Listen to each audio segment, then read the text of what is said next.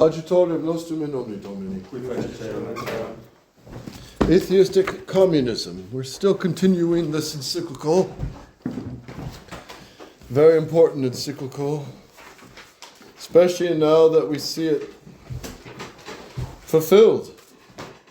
All the prophecies about communism, and it's still steamrolling countries.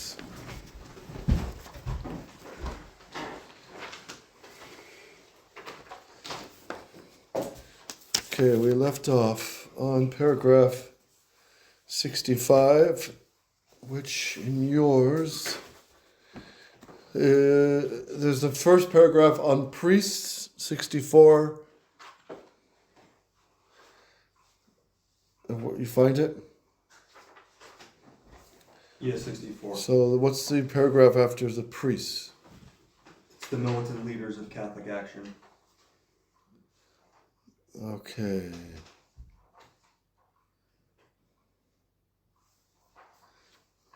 All right, so pick it up with paragraph 65.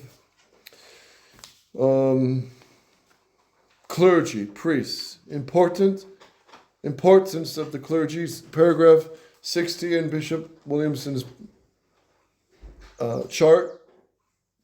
Importance of the priests, 60, Michael. To apply these remedies, Jesus' frontline agents are his priests. The clergy as apostolate workers, 61. Priests must today especially minister to working men and the poor. 62, the priority. The apostolate of winning back the laboring masses must have top priority. And example 3. Priest's own example of selfless poverty will do the most good. Yes, and that's 60. Okay, so read the next paragraph, Michael. The militant leaders of Catholic action. 60. Is that where we're at, Father? 60? I had marked further. The militant leaders of Catholic action, thus properly prepared and armed, will be the first and immediate apostles of their fellow workmen.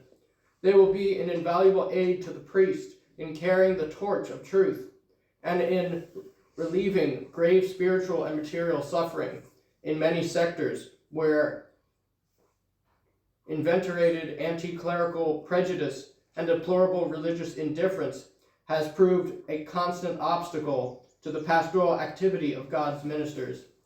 In this way, they will collaborate under the direction of especially qualified priests in that work of spiritual aid to the laboring classes, on which we set so much store, because it is the means best calculated to save these, our beloved children, from the snares of communism.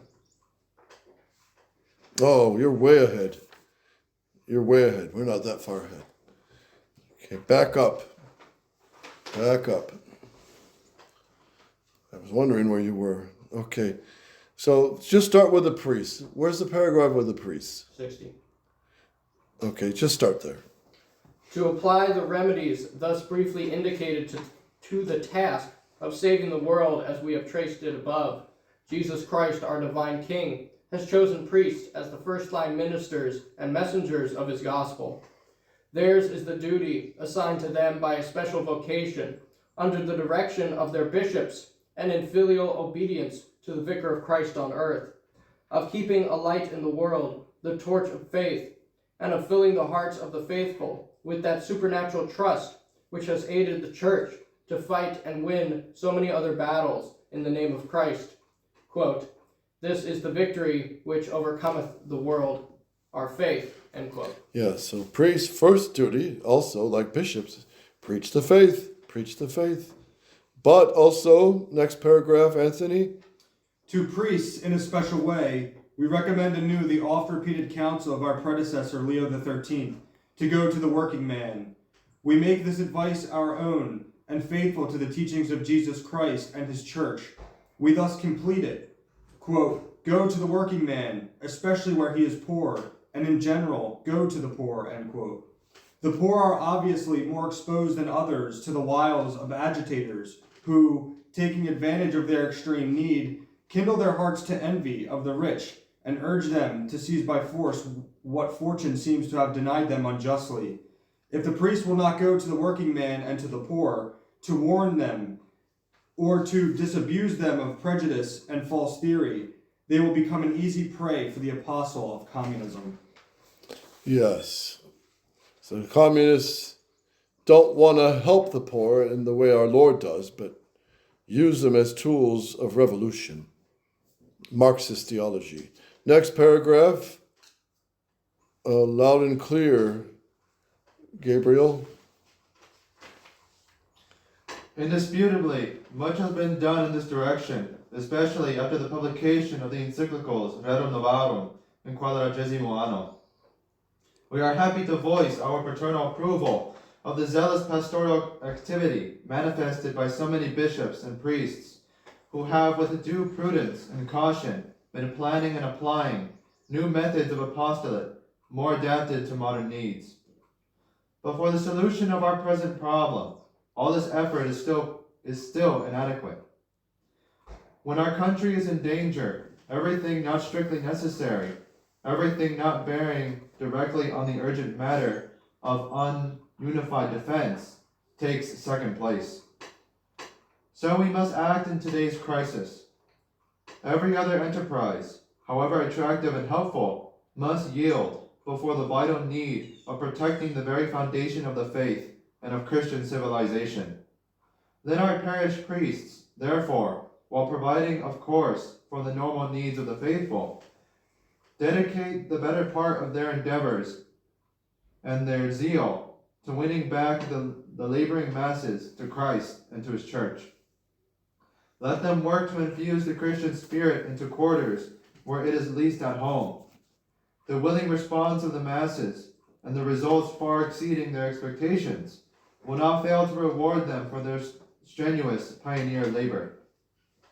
This has been and continues to be our experience in Rome and in other capitals, where zealous parish communities are being formed as new churches are built in the suburban districts, and real miracles are being worked in the conversion of people whose hostility to religion has been due solely to the fact that they did not know it. So there was a movement in France called the priest-worker movement. And they took this advice of Pius XI way too far. They would wear lay clothes, get a job at a local factory, and start working there. And think that by talking to everybody and being a good example, they would be the leaven in the dough.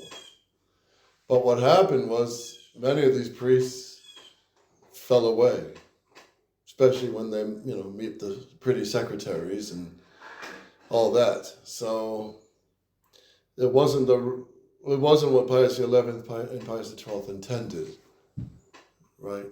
They took it too far.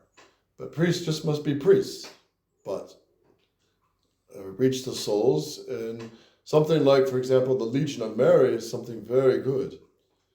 And the Legion of Mary is, they have meetings once a month, but it's basically the lay people who are in the world, they spread devotion to Our Lady. They spread the word.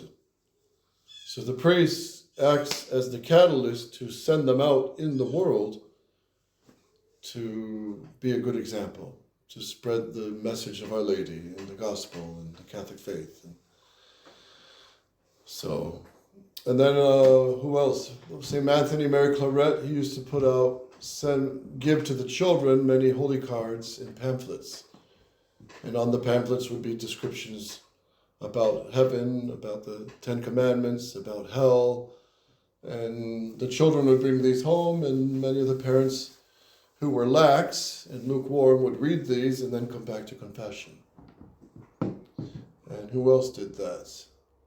Numerous saints did this. Of course, St. Francis de Sales was famous for that, passing out little booklets. Also, St. John Bosco, as busy as he was, he wrote a few books, and some on history. to counter the Protestant errors that were invading in Italy at the time. So today, in a way, we have it a lot easier, right? I can give this class right now on communism. We're reading the popes, we're summarizing it, we're discussing it. And this one recording, thanks to internet, I mean, you have to admit, there are some good benefits of it. And one of them is this one class, this one teaching of the popes on communism, condemning it as intrinsically evil, will reach many, many souls. I don't have to travel on foot or on plane to bring this message. So that is a certain advantage. And I'm not ignorant of the disadvantages, of course, surrounding internet and all its dangers. I'm not ignoring those things, but when people use it correctly, it can be a tool of much good. So, and you know, the printing press can be a tool of much evil too, right? And it has been. That's why some of the saints had the burning of books. Who were the first to burn bad books? Anybody? The apostles. Yes. And it's recorded in Acts of the Apostles. So liberals cringe when they hear that. But there it is. Next paragraph. So we are still on the clergy. Priests today especially must minister to the working men and the poor. Paragraph 62 of Bishop Williamson. The apostle of winning back the laboring masses must have the top priority. So give a special attention to the hard-working dads and mothers at home and who are struggling to live. Look after these souls. Pius X would make a point as a parish priest to visit all in his diocese, all in the parish. Not only the Catholics, but even the non-Catholics. Visit them and say hi. And give a medal or something. All right, next paragraph, Anthony. Oh, wait, you just did one. Gabriel just did. Oh, Gabriel did it. Okay, Cipriano, if you can read loud and clear. But the most efficient means of apostles among the poor, and lowly is the priest's example, the practice of all those sacerdotal virtues which we have described in the encyclical Ad Catholici Sacerdoci, which means for the Catholic priests. He writes to Catholic priests. That's Pope Pius XI. Go on. Especially needful, however, for the present situation, is a shining example of a life which is humble, poor, and disinterested. Disinterested or self-denying.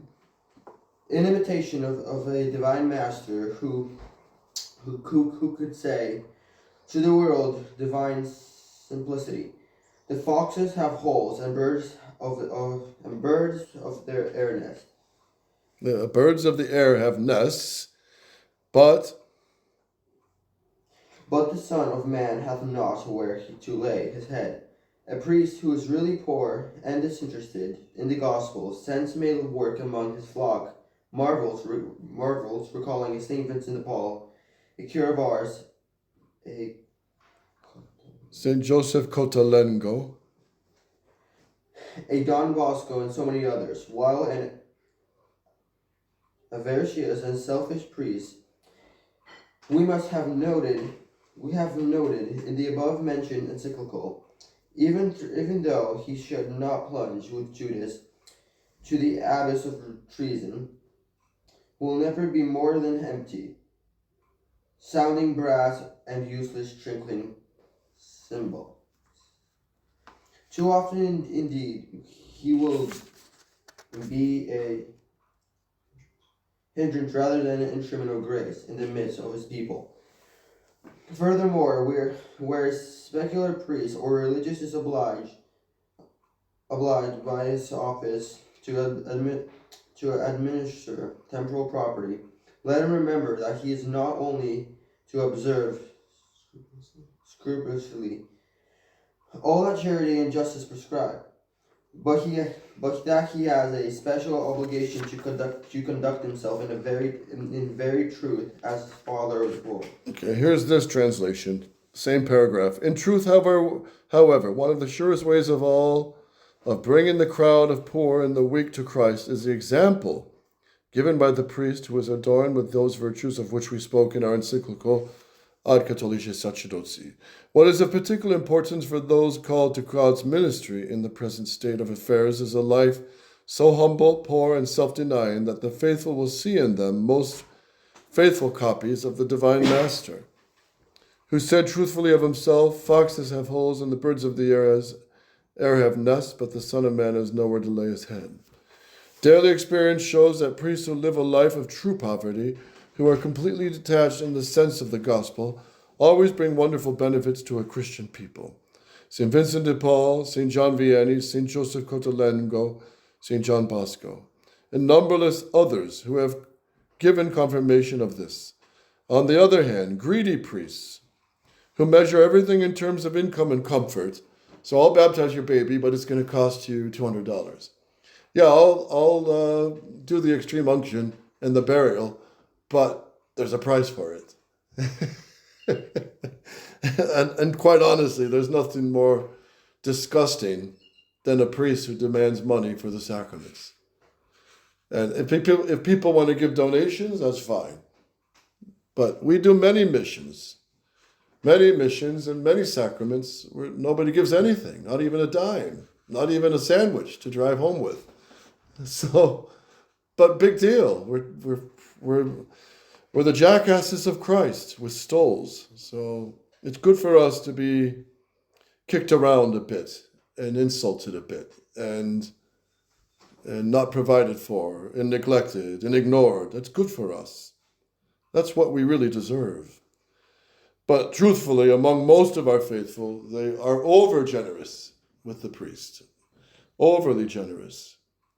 They feed him like a prince, and they give him everything he needs. And often they want to buy the tickets, and they want to do this and that. So God bless our generous faithful. They are very generous, and God will bless that. On the other hand, greedy priests who measure everything in terms of income and comfort, such as we described in that same encyclical, even though they do not go to the limit of disloyalty to Christ, of which Judas was guilty, yet are but like a meaningless gong booming or useless cymbal clashing. All too often obstacles to the working of divine grace among the faithful instead of channels for it. Therefore, let all priests and religious who are required by the duties of their office to administer funds act not only with scrupulous observance of the laws of charity and justice, but also in such a way that they stand out as true fathers of the poor. So take care of the poor in the parish and in the missions. So yes, one time at one of the parishes I was at, I think their house, something happened. Their house burned down or something, and I asked, well, let's pull together and make a collection to help this family who suffered this tragedy. And everybody was very generous. They all helped.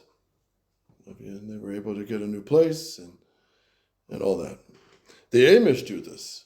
The Amish. When one of their barns burns down, they all the men and boys pull together and build a new one. Within 3 days, they got a new barn. So how is it that the heretics outshine us, children of the light, in charity?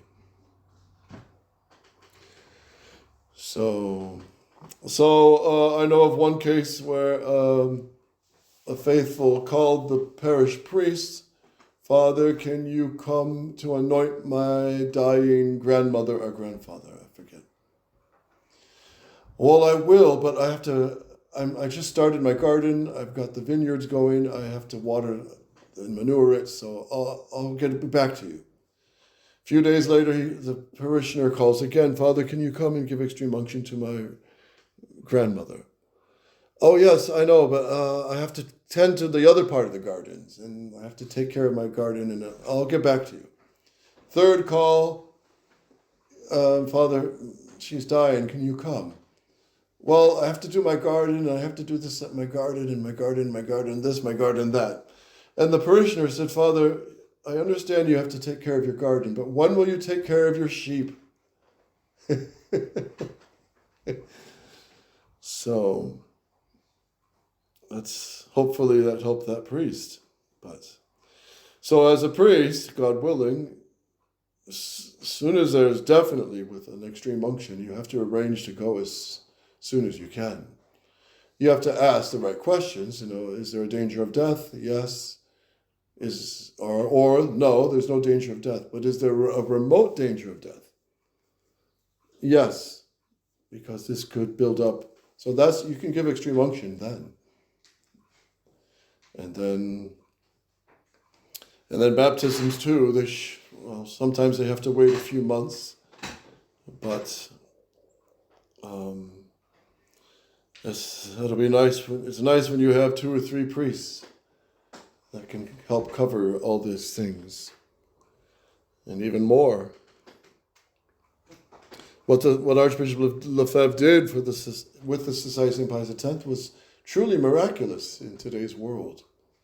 An army of priests that would preach the faith, take care of souls, which the society did very zealously up until 2012.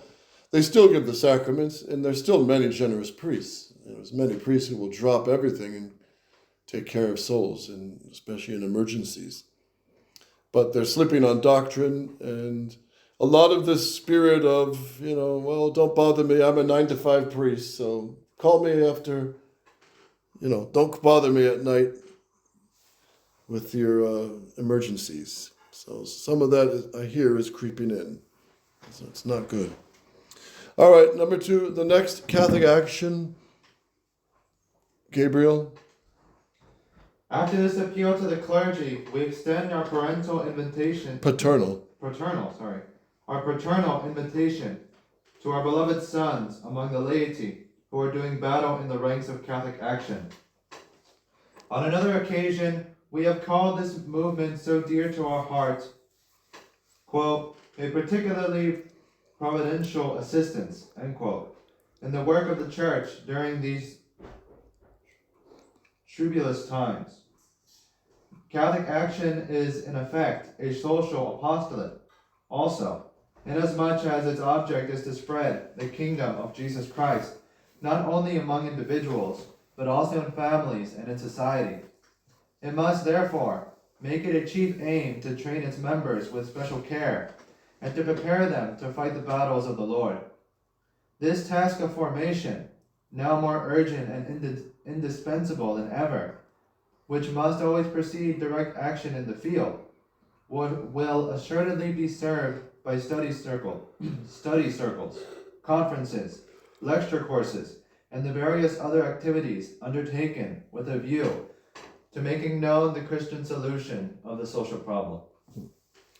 Yes, so a very good point. The Pope is calling for action, and the priests have to kind of guide this. Many are very zealous. They want to help save souls. They want to help the priest. But one of the priest's main duties is, they're not good apostles if they're not men of prayer. They have to be men of prayer and women of prayer. So, to encourage time before the Blessed Sacrament, daily rosary, according to their states of life, and some time in meditation. Because some people get action, and they get burned out. And they've accomplished what the devil would want them to do, is burn out. And you don't do any more good. But someone who's deep in prayer and does some Catholic apostolate according to their state of life and their means, they'll last longer and do much more good. Next paragraph, Michael.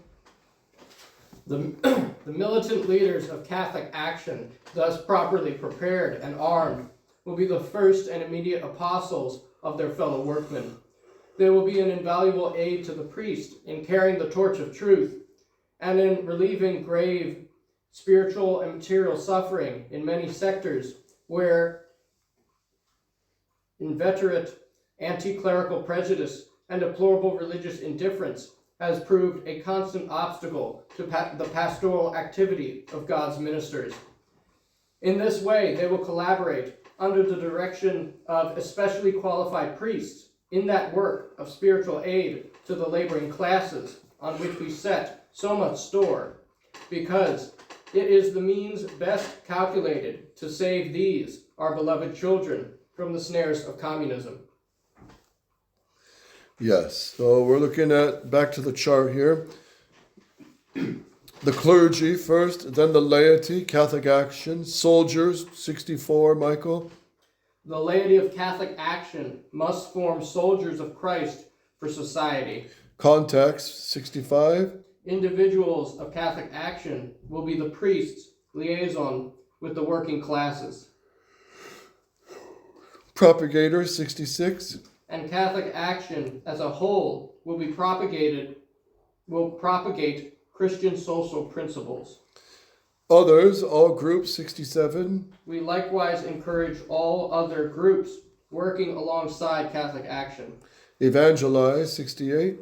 Let Catholics in all trades, groups, and professions spread Catholic principles. Yes, spread Catholic principles. How do you do that? Oh, good example, good words. You can pass out good websites today, pamphlets, books. But I hear a lot of workplaces are just downright filthy language, filthy behavior, filthy jokes. So that's not an easy atmosphere to work in. People who are caught in that, they really have to be close to our Lord and not follow the crowd. Everywhere, 69, evangelize everywhere.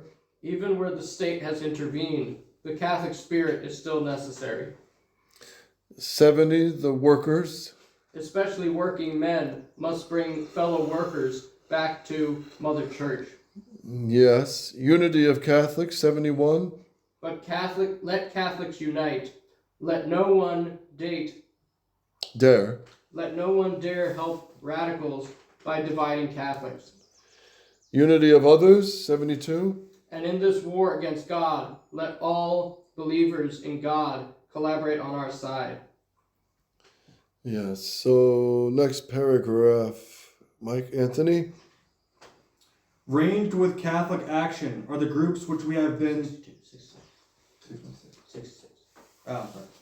In addition to this individual apostolate, which, however useful and efficacious, often goes unheralded, Catholic action must organize propaganda on a large scale to disseminate knowledge of the fundamental principles on which, according to the pontifical documents, a Christian social order must build. 71, the next paragraph.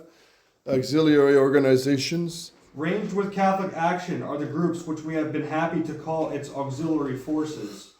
With paternal affection, we exhort these valuable organizations also to dedicate themselves to the great mission of which we have been treating, a cause which today transcends all others in vital importance. Read on. Professional associations.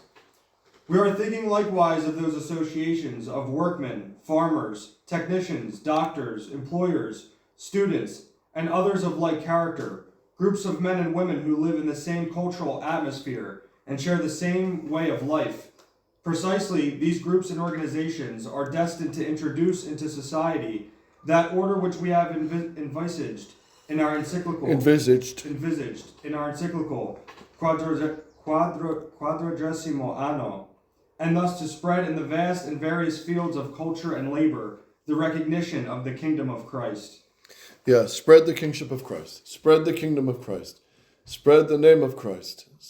Spread the social reign of Christ. This was the spirit of the church always. You see that, right? And everywhere in Archbishop Lefebvre's letters that I read out on Sunday, he's always appealing to the popes.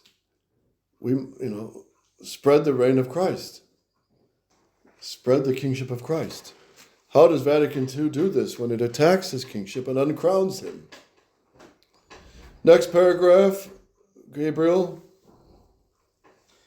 Even where the state, because of changed social and economic conditions, has felt obliged to intervene directly in order to aid and regulate such organizations by special legislative enactments, supposing always the necessary respect for liberty and private initiative.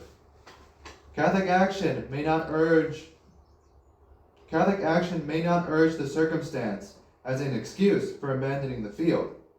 Its members should contribute prudently and intelligently to the study of the problems of the hour in the light of Catholic doctrine. They should loyally and generously participate in the formation of the new institutions, bringing to them the Christian spirit, which is the basic principle of order, wherever men work together in fraternal harmony. Yes. Appeal to Catholic workers.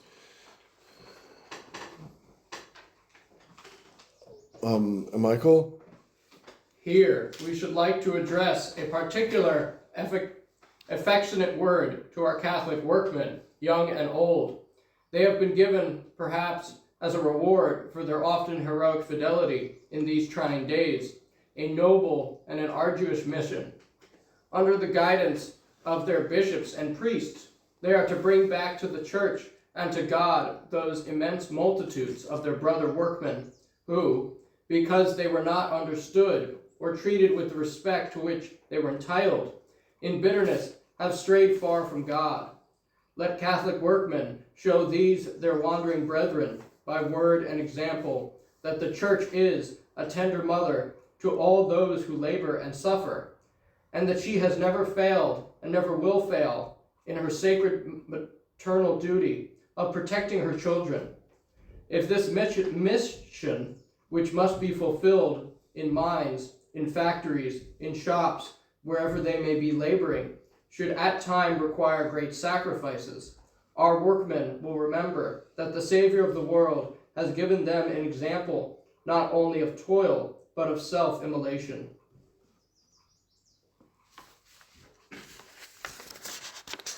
Yes.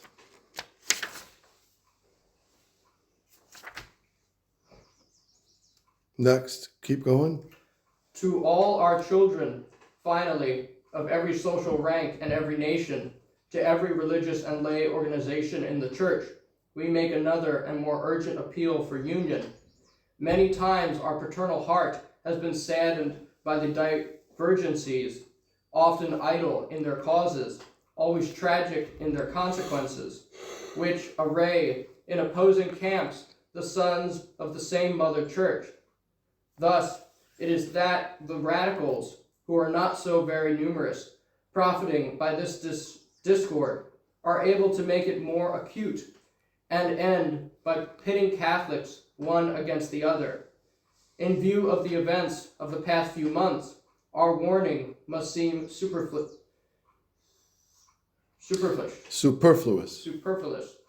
We repeat it nevertheless once more for those who have not understood, or perhaps do not desire to understand. Those who make a practice of spreading dissension among Catholics assume a terrible responsibility before God and the Church. Yeah, those are the real divisive ones, over stupid issues. The bishop in Providence, Rhode Island, there was, if I heard the story correctly, he started a school in the parish, and I forget the exact issue, but some in the parish didn't want the school, or didn't want certain nuns to teach, whatever it was. It was a Catholic school, and so this whole group rebelled against the bishop, and he excommunicated them, and the bishop came to Rose, little Rose. We have to visit her shrine. We remember going there, and we went to her tomb to pray with the boys' pilgrimage. Well, maybe you weren't there, but she suffered the crown of thorns. She would bleed and suffered the wounds of Christ in her hands and feet. And she bled profusely. And she was born in Quebec in a barn, actually, on Christmas night. And she died at the age of 33. Brother Andre would visit her from St. Joseph's Oratory. And so the Bishop of Providence came to her asking her to please pray for those he had to excommunicate. He didn't want to, but he was forced to in this situation. And she prayed and peace was resolved. And they came back, they repented of their rebellious attitude towards whatever it was. And nothing with faith and morals. And through her prayers brought peace. So that's little Rose. We have to go visit her shrine for sure. But yeah, she was a mystic, and she suffered very much. Very much. You'll see her bed that she laid on, and some of her garments and dresses are blood-stained. And she died, I think, in the 30s. So a wonderful soul. So pray to her for help. All right. Next paragraph. Anthony. Invitation to all believers. But in this battle joined by the powers of darkness against the very idea of divinity, it is our fond hope that, besides the host which glories in the name of Christ, all those, and they comprise the overwhelming majority of mankind, who still believe in God and pay him homage, may take a decisive part. We therefore renew the invitation extended to them 5 years ago in our encyclical Caritate Christi, invoking their loyal and hearty collaboration, quote, in order to ward off from mankind the great danger that threatens all alike, end quote. Since, as we then said, quote, belief in God is the unshakable foundation of all social order and of all responsibility on earth, it follows that all those who do not want anarchy and terrorism ought to take energetic steps to prevent the enemies of religion from attaining the goal they have so brazenly proclaimed to the world, end quote. Yeah, communist agitation. Duties of the Christian state aiding the social action of the church. Go ahead, Cipriano. Loud and clear. Such is the positive task, embracing at once theory and practice, which the Church undertakes in virtue of the mission confided to her by Christ of construction of Christian society, and in our own times of resisting unto victory the attacks of communism. It is its duty of the Christian state to concur actively in the spiritual enterprises of the Church, adding her with the means at its command, which, although they be external devices, have none of the less for their prime object the good of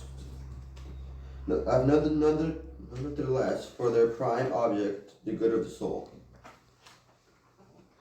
Yeah, having the good of souls as their primary purpose. That goes for the state as well. The state is supposed to look first for the good of souls in its own temporal way.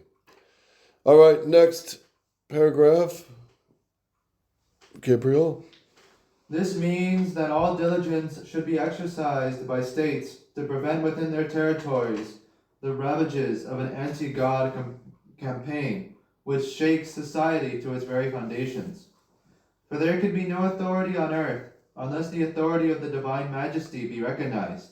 No oath will bind which is not sworn in the name of the living God. We repeat what we have said with frequent insistence in the past, especially in our encyclical Caritate Christi.